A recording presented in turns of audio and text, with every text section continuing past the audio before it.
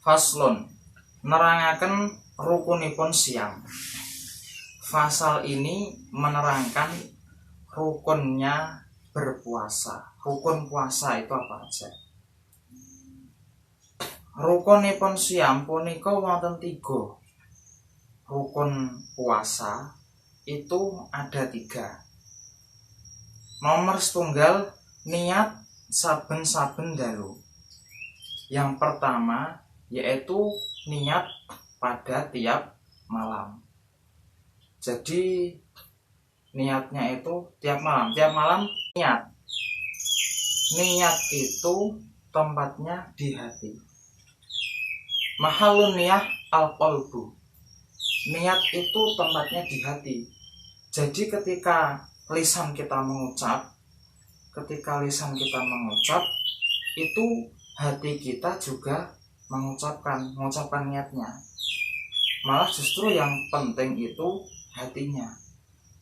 Lisan itu hanya membantu, memudahkan hati untuk mengucapkan. Jadi ketika kita mengucapkan nawaitu sumawatin sampai selesai, itu hati kita juga mengucapkan yang seperti itu. Karena mahalun niyah al-qalbu, tempatnya niat itu di hati. Nah, dari niat ini ada satu pembahasan yang menarik, yaitu pada lafaz Ramadan. Ramadan itu ada yang baca Ramadana, ada yang baca Ramadoni. Nah, terus yang betul itu yang mana?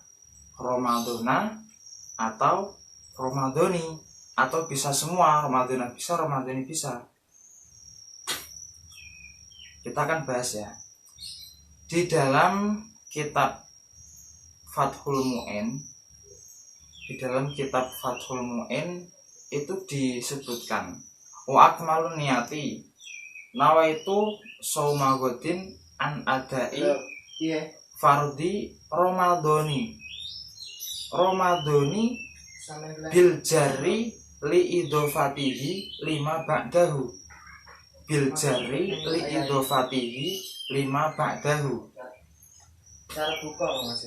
Bil jari dibaca jar li idofatihi 5 ba'dahu, karena dimudhofkan kepada lafaz sesudahnya. Lafaz sesudahnya yaitu lafaz hadhis sanati.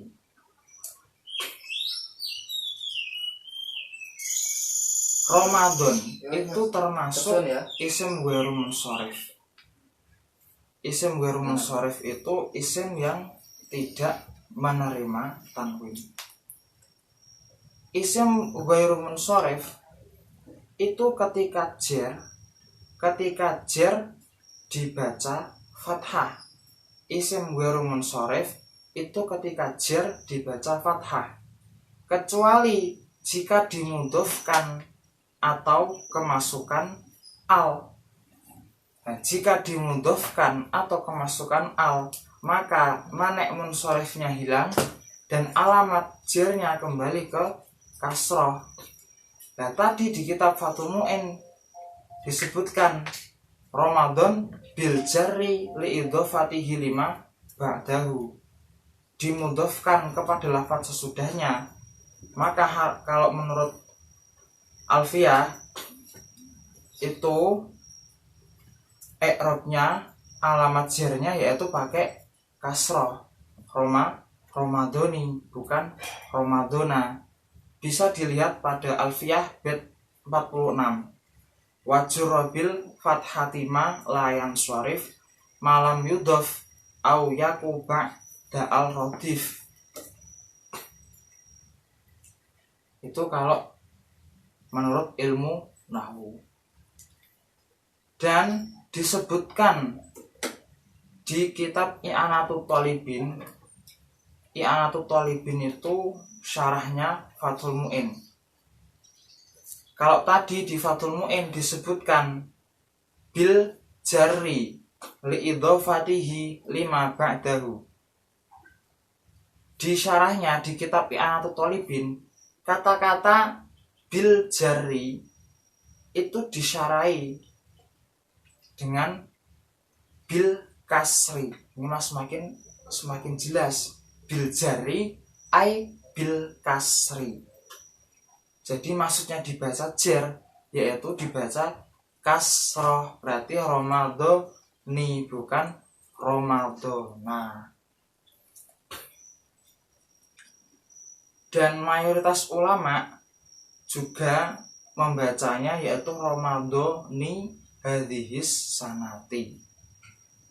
Lalu bagaimana jika dibaca Ramadhana?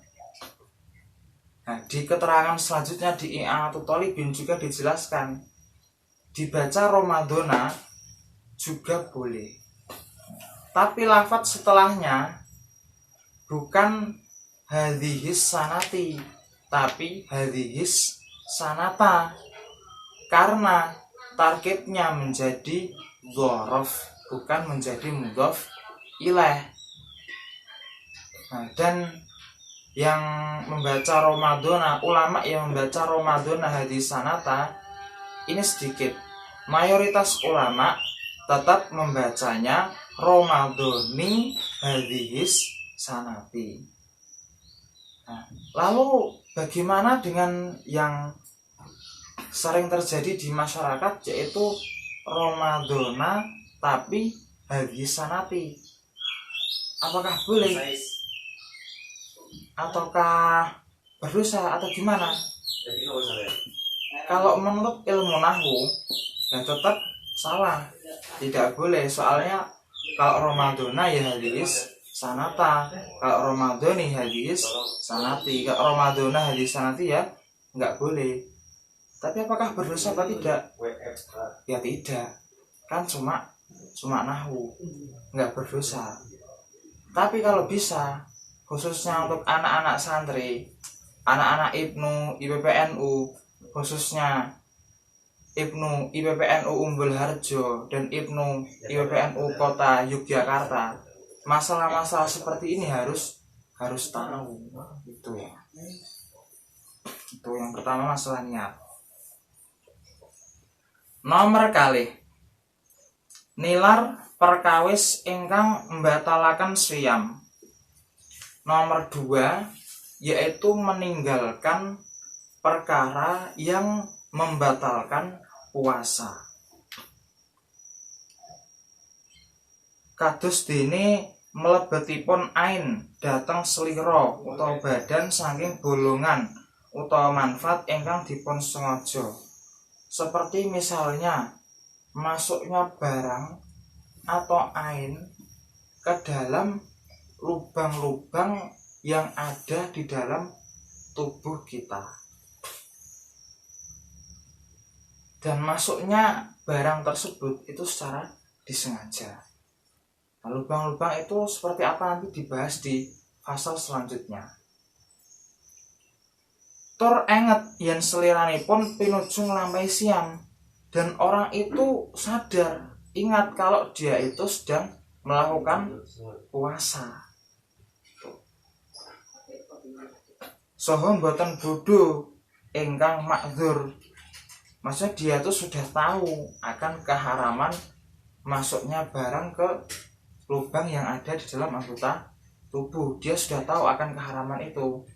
Sudah tahu kalau masuknya lubang ke anggota tubuh, masuknya barang atau ain ke lubang yang ada di dalam anggota tubuh itu membatalkan puasa.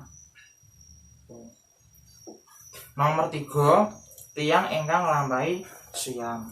Nomor 3 yaitu orang yang melakukan puasa. Faslun, nerangaken perkawis ingkang batalaken siyam. Fasal ini menerangkan perkara yang membatalkan puasa. Setengah saking perkawis ingkang batalaken siyam, di antara perkara yang membatalkan puasa inggih punika nomor setunggal, pundi-pundi barang utawa ain ingkang mlebet dhateng bolongan. Tadi yang disebutkan ya.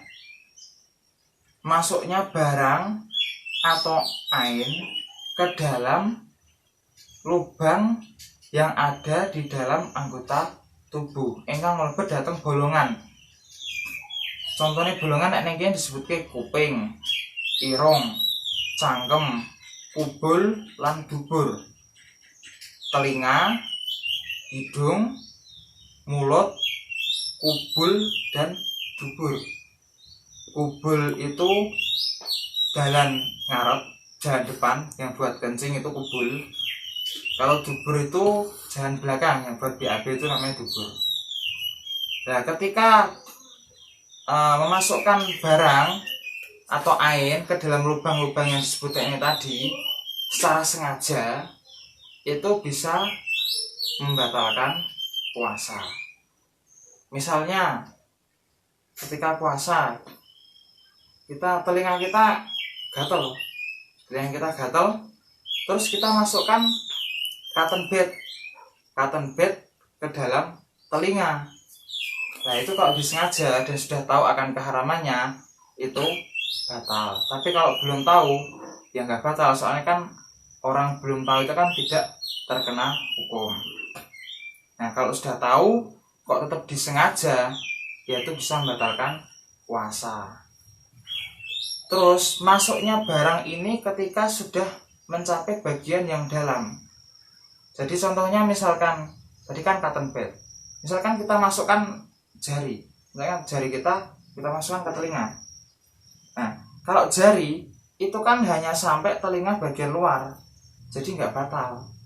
Yang batal itu ketika masuk ke bagian yang dalam. Tapi beda ketika misalnya kita pinjam jarinya anak kecil, misalkan ponaan atau anak-anak kita pinjam buat masukkan ke telinga kita. Nah, itu kalau jarinya anak kecil kan bisa masuk sampai dalam. Nah, itu baru batal. Beda lagi kalau gitu. Tuh. Nomor kalih jarak mutah. Nomor 2 yaitu muntah secara disengaja. Misalkan pas puasa jarak misalnya tenggorokannya jogrok-grok terus muntah sengaja. Nah, itu kan muntah secara disengaja itu batal puasanya.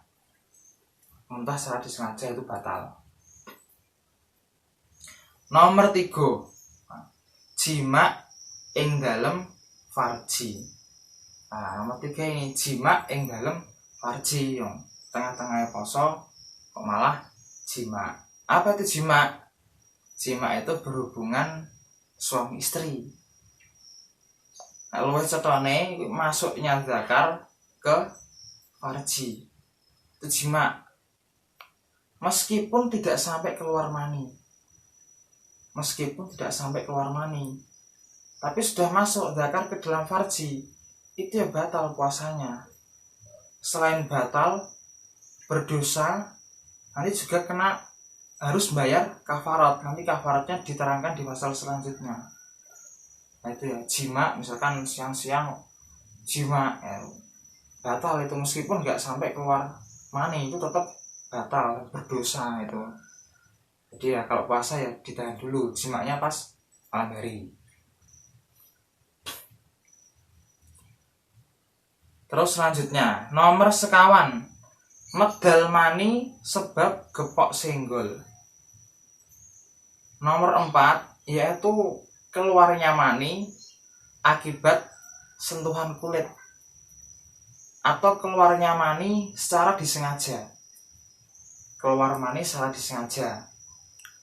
Gimana disengaja itu? Ya misalkan menggunakan tangan atau menggunakan apa gitu, itu keluar secara disengaja.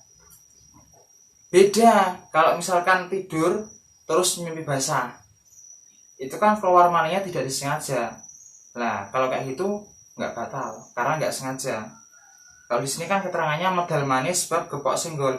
Kemarin itu salah satu Ustadz Wahabi itu ya si Jawas itu bilang kalau onani pada saat puasa itu nggak membatalkan puasa.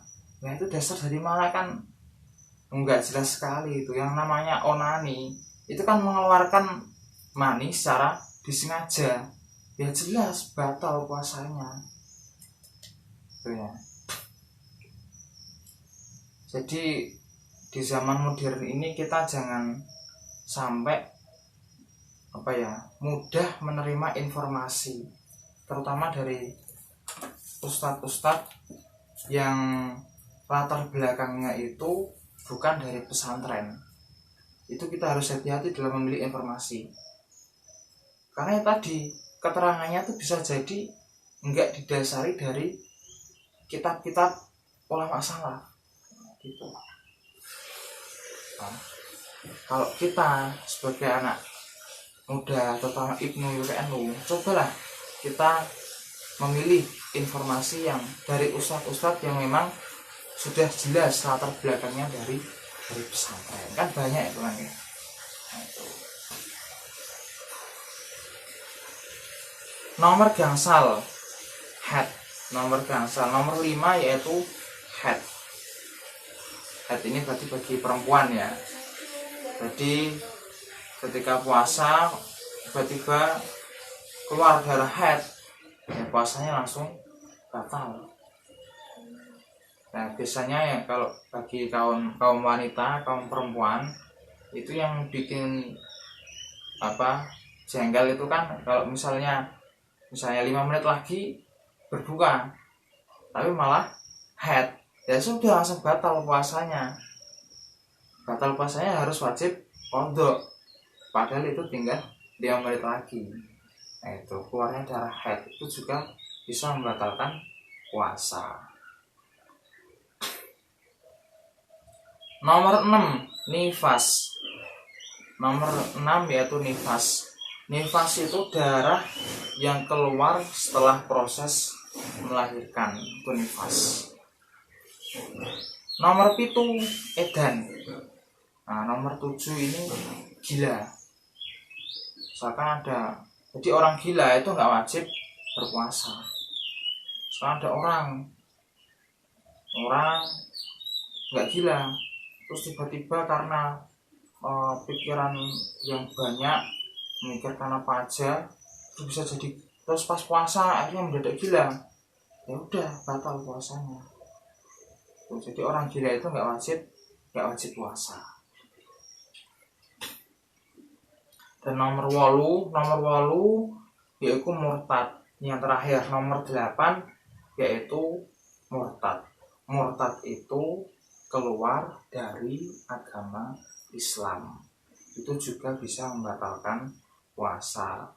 Kalau sudah keluar dari Islam kan sudah nggak Islam lagi, sudah tidak terkena kewajiban berpuasa. Itu tadi ada 8 hal-hal yang membatalkan puasa. Itu diperhatikan dengan benar-benar, terutama ketika kita melihat ceramah-ceramah online itu jangan langsung ditelan mentah-mentah, disaring dulu. Kalau bisa ditanyakan kepada yang benar-benar ahlinya, kayak tadi yang orang yang benar-benar latar belakangnya dari pesantren gitu ya. Faslon nerangaken wajibun qadha tuwin bayar kafarat. Wallahu a'lam bishawab. Al-Fatihah.